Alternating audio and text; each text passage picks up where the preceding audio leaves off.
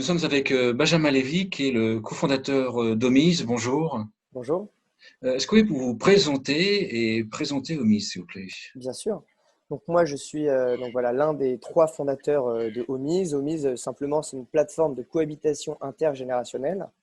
Donc, on met en relation des étudiants en recherche de logements abordables avec des aînés, des retraités qui ont des chambres disponibles. On a lancé le service voilà, il y a à peu près un an. Alors, si je résume que l'intérêt pour la personne âgée, c'est de ne pas être seul et avoir de l'aide dans les services, et l'intérêt pour l'étudiant, c'est d'avoir une chambre moins chère, notamment dans les grandes villes, est-ce que c'est vraiment ça? Oui, c'est ça. Pour le senior, on a deux avantages principalement. D'un côté, un complément de revenu qui peut être assez bienvenu. Euh, et d'un autre côté, des services qu'on peut demander aux jeunes donc l'idée, c'est pas que le jeune se substitue à un aidant, mais, mais que ce soit en complémentarité euh, par rapport à ce que ferait un aidant.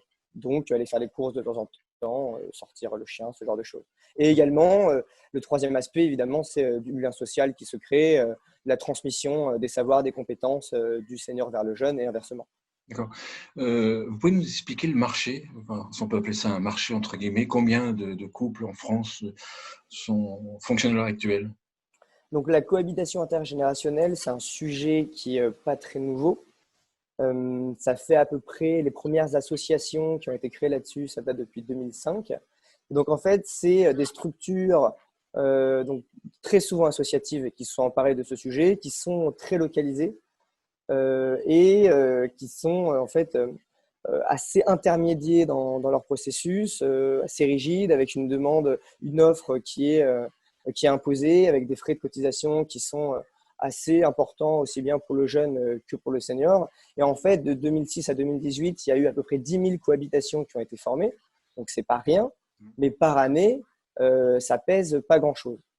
Et donc, nous, l'idée, c'est vraiment de flexibiliser tout ça, de simplifier un petit peu la démarche au maximum. Et donc voilà, une désintermédiation, apporter en fait, avoir une approche autant digitale qu'humaine pour répondre vraiment aux besoins aussi bien des jeunes que des seniors. Alors après, les associations, elles ont cette expérience terrain qui est géniale, et nous, c'est pour ça qu'on se voit vraiment comme un complément des associations plutôt que comme un concurrent, D'accord. véritablement. Comment expliquer que ça fonctionne aussi peu? Parce que quand on voit le nombre de personnes âgées plus le nombre d'étudiants d'étudiants qui ont du mal à se loger dans les grandes villes, comment expliquer que ça fonctionne aussi peu? Nous, on s'est entretenu avec les associations au début quand on faisait une grosse étude de marché. Et donc, évidemment, on leur a posé la question. Euh, c'est pas évident. Je pense que déjà, c'est un sujet, on est toujours un petit peu en avance sur notre temps. Il y a beaucoup de freins. Donc, c'est vraiment côté senior qu'il y a beaucoup de freins. Pour vous donner une idée, pour une annonce, pour une offre de logement, il y a quatre demandeurs. Donc, on est sur un D'accord. marché qui est très asymétrique. Et c'est vraiment dans la manière de démarcher les seniors et de leur parler du service où je pense que le bas blesse. Donc déjà, je pense que beaucoup de personnes ne sont pas forcément prêtes à accueillir quelqu'un parce qu'on parle de logement, on parle vraiment de l'intimité d'une personne.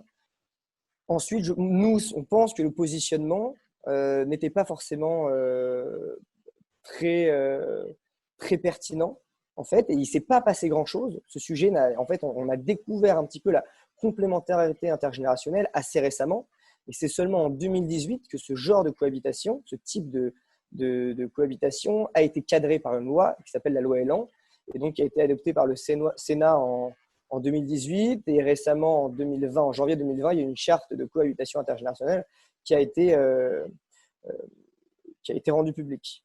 D'accord. Donc, il y a une volonté publique qui est arrivée, mais un petit peu sur le tard.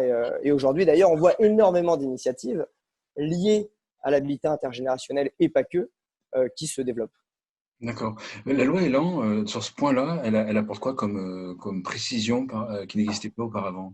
Auparavant, ce genre de cohabitation intergénérationnelle n'était pas cadré par un contrat en bonne et due forme.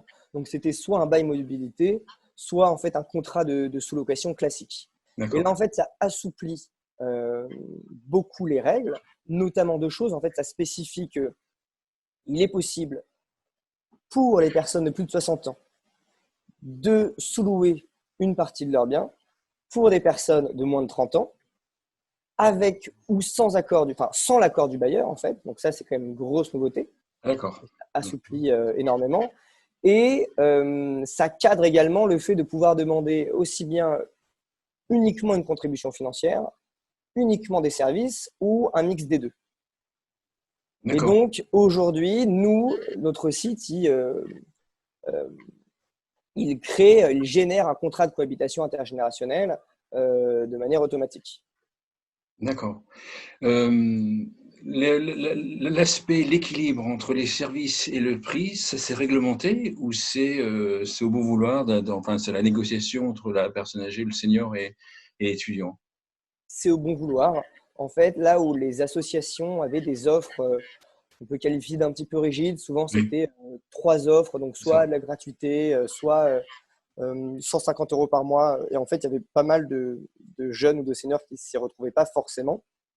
Nous, c'est le choix d'Homise de laisser le senior définir librement ses conditions d'habitation. Donc en fait, aujourd'hui, on n'intervient pas du tout là-dessus. En fait, simplement, on limite à 5 heures le nombre de services, ou la durée des services est limitée à 5 heures par semaine. Et si on va aujourd'hui sur le site Homise, on a aussi bien des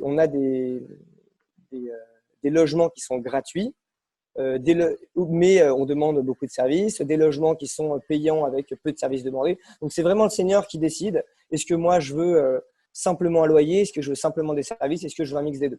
Et donc ça, oui. Donc, d'un côté, celui qui veut peu de services, c'est plutôt un complément de retraite. C'est ça. Ou la solitude qui va jouer, et l'autre côté, l'autre extrême, c'est j'ai besoin d'aide. C'est ça, ouais. J'ai besoin de compagnie, de lien social. Moi, je me sens un petit peu seul. Je n'ai pas forcément besoin d'argent, mais j'aimerais bien que l'étudiant soit présent 2 soirs par semaine, qu'on dîne ensemble. Et donc, on laisse vraiment le senior choisir son format. On n'impose rien. Évidemment, si le senior, je ne sais pas, à Paris, il met une chambre à 1 000 € par mois, il va pas avoir beaucoup de demandes, ce qui est normal. Évidemment. Donc, on laisse un petit peu, pour l'instant, on a décidé de laisser assez libre, en fait, le senior. Pour l'instant, les freins au développement de ce sujet-là chez les seniors, c'est quoi? C'est la peur d'une personne qu'on ne connaît pas? C'est quoi? La peur, il y a plusieurs choses. Déjà qu'il y a 3 éléments principalement. Évidemment, c'est la peur. D'ailleurs, sur les sujets de l'économie collaborative, que ce soit Blablacar ou Airbnb, malgré toutes les garanties données par ces services-là et données par Homise, les seniors sont très frileux parce qu'ils ne connaissent pas, parce qu'on demande quelques informations un petit peu sensibles, et donc les seniors sont très réticents. Évidemment, là, c'est partager son logement, donc ça peut être vraiment impressionnant. Donc il y a le côté peur, il y a le côté aussi, les seniors en tout cas ont l'impression qu'ils vont perdre de la liberté, alors que nous, les cohabitations qui sont passées, moi, quand j'étais en cohabitation avec un senior, c'est pas vraiment une perte de liberté. Moi, j'ai mes clés et je suis complètement libre et je n'impose rien. Alors oui, éventuellement sur les horaires quand je vais prendre ma douche, mais finalement ça c'est le genre ou quand je suis dans la cuisine, mais c'est minime par rapport à ce que projettent les seniors. Donc il y a une espèce de distorsion de la réalité qu'il faut arriver à raisonner ou à montrer. Non, en fait, il n'y a pas vraiment de perte de liberté. Après, il y a des éléments qui sont un petit peu plus matériels. Par exemple, on a beaucoup d'aînés qui nous disent j'ai une chambre disponible, mais elle est en bazar. J'ai pas envie de m'en occuper. J'ai la flemme d'appeler quelqu'un pour désengorger ma chambre.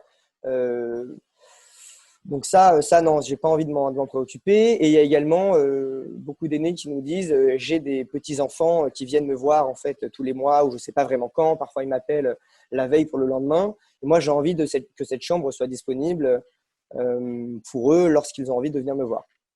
Oui, donc d'un côté les plus âgés en fait, ce qui en aurait peut-être le plus besoin sont peut-être les plus frileux. Et Tout à fait. les plus jeunes seniors, ceux qui ont 65 ans, ceux qui en ont peut-être le moins le besoin, sont ceux qui sont les moins frileux. Donc, Tout à fait. Tout à fait. ouais, à prévoir si, en fur et à mesure que les générations vont vieillir, est-ce que ça va changer la donne.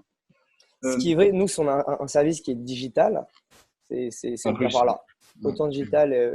Et aujourd'hui, en fait, c'est assez net, les chiffres. Moins de 70 ans, c'est 2 tiers des personnes âgées qui ont un compte Facebook et qui utilisent en fait Internet quotidiennement. Et quand on dépasse la barre des 75-80 ans, là, la plupart des seniors ne sont pas ou très très peu digitalisés. Donc c'est vrai que nous, on pense que ce type de service de cohabitation intergénérationnelle, de plateforme de cohabitation intergénérationnelle, on se concentre vraiment sur les 60-75 ans, qui sont évidemment complètement autonomes et qui sont digitalisés et qui ont l'habitude. Et donc, ils vont plus rechercher un complément de revenu dans ce cas-là, j'imagine. Oui, oui, en fait, on a vraiment, comme je vous le disais, on a plusieurs types de seniors. Il y a vraiment ceux qui vont chercher un complément de revenu parce qu'ils ont une retraite qui n'est pas énorme, maintenant qui vivent en HLM et en fait euh, qui se retrouvent seuls dans un grand appartement, et il y en a beaucoup, et qui ont envie de sécuriser leur loyer. Et donc là, c'est vraiment, ils vont simplement rechercher du revenu. Mais il y a aussi en fait des personnes qui ont des grands appartements, qui n'ont pas besoin d'argent forcément à la fin du mois, mais qui ont beaucoup de choses à transmettre. Nous, on pense vraiment qu'on reste jeune quand on est entouré de jeunes, quand on est actif, et avoir quelqu'un en fait à la maison, bah, c'est une super richesse. Et je sais pas, nous, c'est un petit peu là, c'est ce qu'on est en train de développer, c'est un algorithme de matching un petit peu sophistiqué où on peut imaginer un jeune futur avocat qui arrive à la Sorbonne. Va vivre chez un ancien avocat qui lui donne tous ses tuyaux, D'accord. Ah oui, d'accord. on Bien a vu, une bien approche vu, un petit peu comme ça. bien vu, bien vu, bien vu. Euh, alors, j'ai plusieurs questions. Oui. Comment est-ce que vous attirez des seniors, en fait? Bon, les étudiants, j'imagine que c'est peut-être le buzz, le bouche à oreille, et ils cherchent tellement d'appartements, donc en fait, ils vont vous trouver. Comment est-ce que vous arrivez à attirer les seniors? Comment est-ce que les seniors trouvent votre plateforme? On a, donc, comme je vous le disais, nous, on se concentre sur les 60-70 ans, ceux qui sont digitalisés. Donc, en fait, les canaux de communication restent assez classiques, les canaux de communication digitaux. Euh, donc, ça, voilà, on essaie d'être assez présent sur Facebook. On crée un blog un petit peu autour de la cohabitation intergénérationnelle qui va sortir courant août en créant du contenu intéressant pour cette population-là. Ensuite, on essaye de s'entourer de tout un réseau de prescripteurs. Et donc ça, notamment, c'est pour ça qu'on avait lancé la version bêta en septembre 2019. On a réussi à embarquer dans le projet donc la Maïf, qui nous a fait un petit peu de communication sur nous, avec qui on est toujours en lien, et qui nous donne des conseils. On est en train de co-construire un projet peut-être un peu plus ambitieux. Également la Poste, on avait été lauréat. On était censé, en fait, à partir de février, euh, avoir des espaces, des anciens bureaux de poste pour attirer des jeunes et des seniors et faire des sessions un petit peu de, en Matching, fait, voilà, de matching ouais, exactement en physique. de rencontre. Ouais. Donc ça, c'est deux prescripteurs qui sont assez forts. On est en lien également avec la Caisse des dépôts qui adore notre projet, et donc avec qui voilà. Donc c'est évidemment ces gros groupes, c'est des process qui sont assez longs, mais on voit que en fait la cohabitation intergénérationnelle c'est quelque chose qui parle à tout le monde. Quand on démarche des partenaires ou des potentiels partenaires, ils adorent souvent c'est assez facile de les embarquer parce que ça leur parle en fait. Donc voilà, cette ambition-là, et évidemment, c'est une mise en musique de tout un type d'acteurs, toute une typologie d'acteurs qui sont très différents, qu'on essaie d'adresser. Donc là, en septembre, on va continuer aussi bien les associations qui ont cette expérience Terra, les bailleurs sociaux qui ont un regard un petit peu sur le parc immobilier des villes. Voilà, donc c'est à la fois de la communication un petit peu pure et dure, et à la fois s'entourer de prescripteurs qui soit pertinent et cohérent dans notre démarche. Les bailleurs sociaux, je pense à une grand-mère ou à un grand-père qui vit seul dans un F4 au quatrième étage d'un HLM. Les bailleurs sociaux, dans ce cas-là, ils vous perçoivent comment? Ils vous perçoivent comme une solution qui, au contraire, va freiner. Ce qu'ils veulent faire, c'est faire passer la grand-mère de quatrième en F4 en F1 au premier étage, ou est-ce qu'ils vous voient, enfin, comment est-ce que les bailleurs sociaux vous perçoivent? En fait, donc ça, c'est un vrai enjeu pour les bailleurs sociaux. Euh, Évidemment, enfin, ces personnes qui se retrouvent, qui ont vécu toute leur vie dans DF4 et qui se retrouvent seules. Aujourd'hui, la loi, elle est, et heureusement d'ailleurs, du côté vraiment du locataire.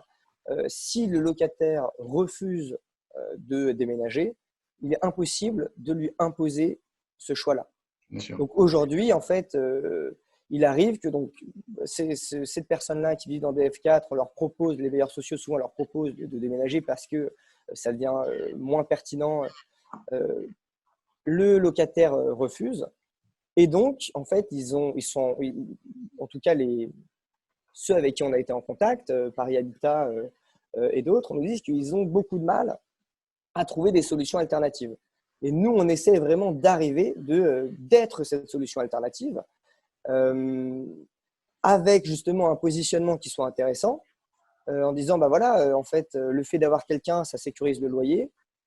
On optimise le parc immobilier qui sont, euh, qui sont à votre disposition et on recrée un petit peu du lien dans les HLM. Donc, c'est super intéressant.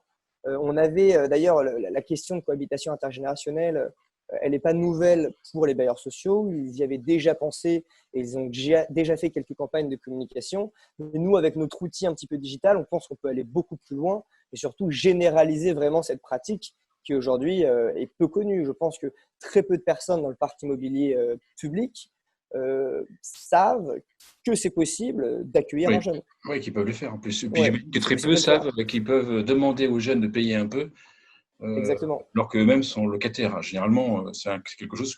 Moi, quand j'ai découvert ce sujet-là, effectivement, c'était un sujet qui était très récent. J'imagine. D'ailleurs, là, j'ai appris avec vous qu'au-delà de 60 ans, on peut louer sans demander l'accord au propriétaire. Ouais. Au Ça, bailleur, au bailleur, ouais. oui, Ouais, oui, ouais, tout à fait. Ouais, ouais, ouais, tout à fait. Ouais. Ça, c'est la grande nouveauté vraiment de la loi Elan. oui. Est-ce que On- vous avez déjà pensé, vous savez, il y a une startup qui s'appelle Ernesti, je ne sais pas si vous avez vu cette Oui, startup. oui, on est en contact avec eux, Voilà, d'ailleurs. donc lui On a été. propose la garde de nuit, hein, c'est ça. Est-ce que cette taxe de garde de nuit, en fait, est un axe auquel vous avez pensé? Parce que il y a une demande assez importante, hein, pour un service comme Ernesti. À la fois bon pour les familles, hein, qui demandent. Dans ce cas-là, en fait, c'est plus uniquement la personne âgée qui va recevoir l'étudiant, mais c'est, on va dire, l'ensemble, c'est la famille qui est rassurée de savoir sa maman, son papa a une personne jeune à domicile pour la nuit. Ça, c'est un sujet sur lequel vous réfléchissez, ou c'est vraiment un sujet différent? Ernestis, oui, c'est une super start-up qui est d'ailleurs passée par la Maïf Startup Club. Mmh. Donc, on les a côtoyés. En effet, non, on est vraiment sur des sujets différents. On s'est posé la question, mais assez rapidement, on l'a évacué. Parce que nous, il ne faut pas quand même oublier qu'on a comme ligne de mire rendre accessible au plus grand nombre d'étudiants en précarité un logement. Là où D'accord. Ernesti, pour les étudiants, c'est un complément de revenu. Complément de revenu, oui. Ouais. Oui, c'est plutôt complément de revenu. Et évidemment, il y a moins de freins en fait pour les familles à demander à quelqu'un d'Ernesti d'intervenir la nuit, puisque c'est très limité dans le temps. Mais nous, on a aussi cette promesse d'apporter des solutions aux étudiants qui sont en précarité, qui ont en fait énormément de mal à trouver un logement décent. Selon l'UNEF, donc, qui est le premier syndicat étudiant, 70% du budget d'un étudiant passe dans le loyer. Mmh. Donc, c'est absolument énorme. Donc, nous, on essaie vraiment d'adresser cette situation. Donc, c'est pour ça qu'on est vraiment sur des sujets différents. Après, Ernesti, on discute vraiment sur la manière de convaincre le senior, de convaincre les familles, de les embarquer aussi. Donc, c'est des sujets qui sont importants. On se recoupe évidemment parce qu'on est sur de la silver economy. Mais oui, on est sur des sujets différents. Ouais. Comment, si on revient au matching, à la relation, comment se passe la mise en relation? Comment ça se passe? Donc, on a à peu près 4 étapes.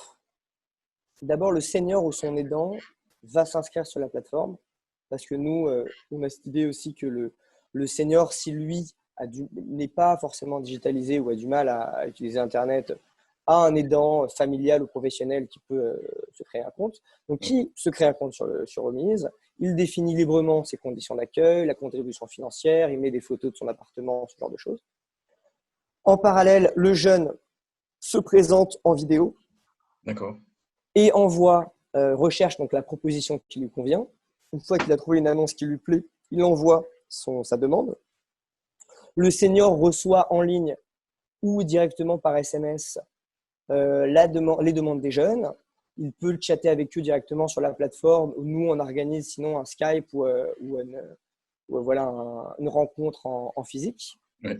Et ensuite, la dernière étape, c'est qu'on génère, donc on pose par écrit un contrat de cohabitation intergénérationnelle qui va venir cadrer en fait, la cohabitation, qui va protéger autant le senior que le jeune pour qu'il n'y ait pas d'abus dans les deux sens, parce que c'est déjà arrivé. Alors, pas pour nous directement, mais voilà, il y a plusieurs articles qui avaient été, plusieurs cas en tout cas, qui relataient ça. Et ensuite, la cohabitation peut démarrer. Nous, on fait il y a 15 jours de période d'essai. D'accord. Et ensuite, nous, on fait un suivi le premier mois, donc un entretien qualitatif avec le senior et avec le jeune, et ensuite une fois tous les 2 mois.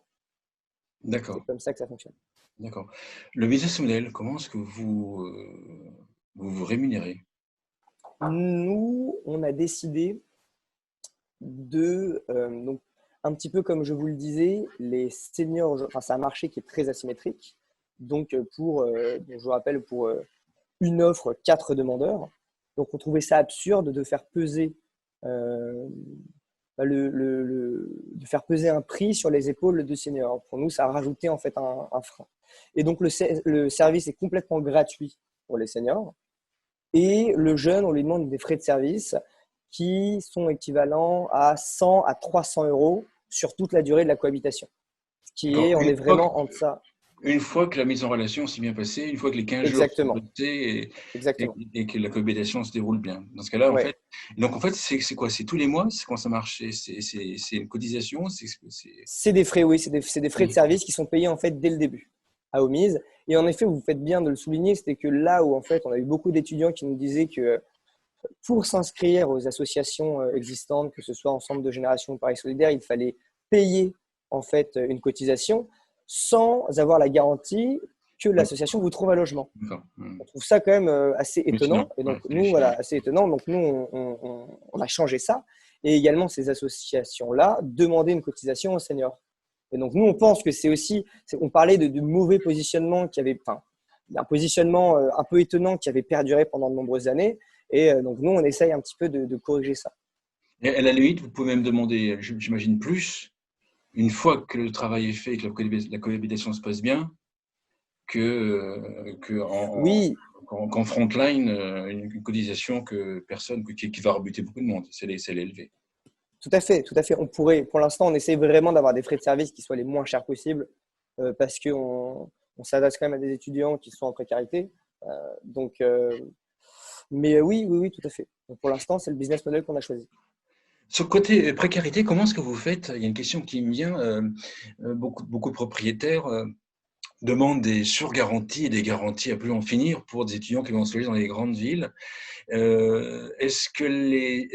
puis là, vous me dites, ce que je trouve très très noble d'ailleurs, pour les étudiants qui ont plus de difficultés financières. Et si on dit plus de difficultés financières, peut-être plus de risques pour le senior. Est-ce que ça, c'est un point qui revient là, dans votre fonctionnement, enfin, dans l'écosystème? Est-ce que les seniors parlent de ce point-là? Attendez, mais vous allez me ramener des étudiants qui sont en difficulté scolaire, donc en fait, j'aurai encore plus de risques de les prendre avec moi. Est-ce que ça, c'est un point qui arrive? Tout à fait. Ça, c'est venu beaucoup quand on faisait notre étude de marché. Pour essayer vraiment de préciser quels étaient les points bloquants. Et en fait, simplement, on oblige l'étudiant à souscrire à la garantie Visale, qui est une garantie, je ne sais pas si vous connaissez. C'est une garantie proposée qui est publique. Et donc, en fait, les seniors ont une garantie de loyer impayé. Donc là, il n'y a aucun problème. D'accord. Ouais. D'accord. C'est la manière dont on trouvait que c'était la meilleure solution. Peut-être que ça évoluera, mais pour l'instant, en tout cas, ça fonctionne très bien. D'accord. Dans 5 ans, vous voyez Omise comment? Idéalement, la Oui, cohabitation intergénérationnelle se sera généralisée, au moins en France. On a vraiment cet espoir et certainement en Europe. Parce qu'en fait, cette crise du logement, le fait que les étudiants en précarité ont du mal si vous voulez, c'est un peu un cercle vicieux, puisque les étudiants arrivent dans des grandes villes, ceux qui sont les plus en précarité vont souvent travailler à côté de leurs études, ce qui va en fait mettre en péril leurs études en tant que telles, et donc vont soit décrocher scolairement, soit vont avoir des difficultés à aller au bout, à aller au bout de leurs études. Donc ça, c'est un sujet qui n'est pas uniquement français, qui est vraiment mondial. Donc nous, on aimerait bien d'ici 5 ans, si on observe un vrai essor, si on a observé un vrai essor en France, qu'on soit les leaders en Europe de la cohabitation intergénérationnelle. Et que chaque étudiant qui est en mobilité, donc intra ou internationale, pense à la cohabitation intergénérationnelle comme une option sympa, euh, euh, cool, j'ai envie de dire, enfin pas quelque chose d'un petit peu bizarre, circonscrit, obscur, n'importe où. Et qu'un senior voilà, une personne qui devient retraitée, qui vit seule ou qui ne vit pas forcément seule, mais qui a une chambre disponible, et le réflexe de dire, tiens, est-ce que je ne ferai pas de la cohabitation intergénérationnelle? Est-ce que j'accueillerai pas un jeune? C'est vraiment ça l'ambition de changer les mœurs en fait à notre échelle. d'accord. Un mot pour finir, pour conclure, une conclusion. Une conclusion, nous, au MIS, on porte, donc on est 3 fondateurs. Moi, je suis associé en fait avec mon frère Johan et avec euh, un, donc à la base, c'était un ami, on était vraiment 3 amis qui s'appelle Mokhtar. On porte vraiment cette vision d'une société qui soit plus inclusive, plus solidaire, mais pas que ce soit simplement des mots. L'idée, c'est vraiment, on pense qu'à notre échelle, on peut tous œuvrer pour qu'une société soit un petit peu plus inclusive, un petit peu plus solidaire. Et ce modèle de cohabitation intergénérationnelle, qui est quand même extrêmement vertueux, euh, on espère qu'il va vraiment s'imposer comme un nouveau modèle de vivre ensemble. Et, euh, voilà, et on fera tout pour que ça advienne. D'accord, merci, belle conclusion. Merci Benjamin Lévy. Je rappelle que vous êtes cofondateur d'Omise. Merci beaucoup. C'est ça. Merci beaucoup, Frédéric.